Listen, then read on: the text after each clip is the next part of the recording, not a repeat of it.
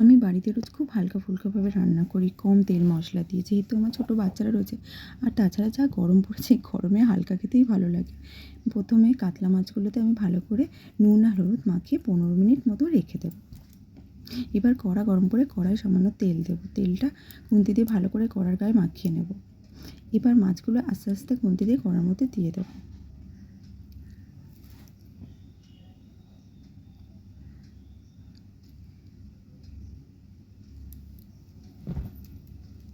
এক পিঠ ভাজা হয়ে গেলে আরেক পিঠ উল্টে দেবো। এভাবে দু পিঠে আমি ভালো করে লাল করে মাছগুলো ভেজে নেব।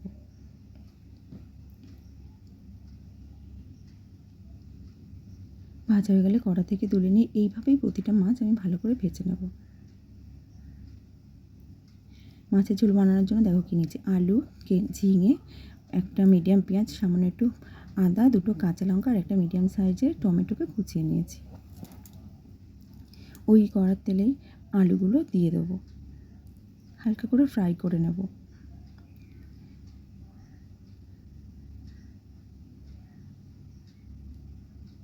সামান্য একটু হলুদ আর সামান্য একটু নুন দেব। ভাজা হয়ে গেলে কড়া থেকে তুলে নেব। এটা আমি প্রেশার কুকারে সেদ্ধ করব আলুটা। এতে আমার গ্যাসটাও কম খরচ হয় আর আমার টাইমটাও খুব বাঁচে, যেহেতু আমি বাইরে কাজে বেরোই। এবার ওই কড়ার তেলে সামান্য আর একটু তেল দেব, গোটা জিরে ফোড়ন দেব। একটা মিডিয়াম সাইজের পেঁয়াজ কুচিয়ে রেখেছিলাম, সেই পেঁয়াজ কুচানোটা দিয়ে দেবো। আদাটা হামানদিস্তে থেঁতো করে নেবো ভালো করে। এবার ওই পেঁয়াজের মধ্যে একটু ভালো করে ভাজা হয়ে গেলে ওতে সামান্য একটু নুন দেবো। এবার গরম তেলে হলুদ দেবো। এতে না কালারটা খুব ভালো আসে, যেহেতু আমি গুঁড়ো লঙ্কা ইউজ করি না একদম, তো আমি গরম তেলে সামান্য একটু চিনি আর হলুদটা দিই, এতে কালারটা খুব সুন্দর হয়। কুচিয়ে রাখা টমেটোটা দিয়ে দেবো।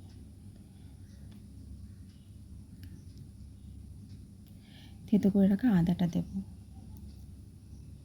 এবার ভালো করে এটা কষতে থাকবো আর টমেটোগুলো একটু নরম হলে ভালো করে ম্যাশ করে দিয়ে দেবো।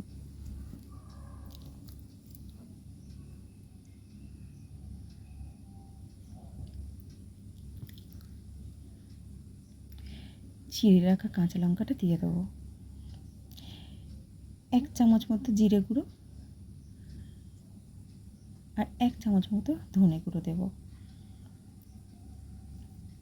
সামান্য একটু জল দেব, যাতে মশলাটা পুড়ে না যায়। এবার ভালো করে কষতে থাকবো আর টমেটোগুলো ভালো করে ম্যাশ করে দেবো।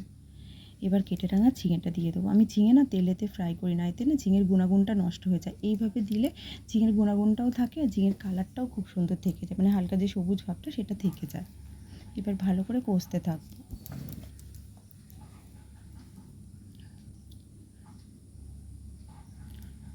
কষা হয়ে গেলে সেদ্ধ করে রাখা আলু আর জলটা দিয়ে দেবো।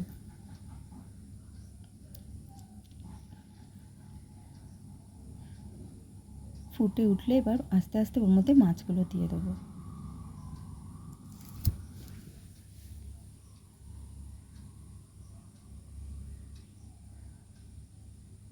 মাছগুলো দিয়ে ভালো করে সেট করে দেব, যাতে প্রতিটা মাছ ঝোলের মধ্যে ডুবে যায়। এবার ঢাকা দিয়ে 5 থেকে 7 মিনিট মতন আমি রান্না করব কম আছে। এবার খুলে দেখো ঝোলটা এখনও ফুটছে, ঝোলটা রেডি হয়ে গেছে। আবার ঢাকা দিয়ে 5 মিনিট জন্য রেখে দেবো।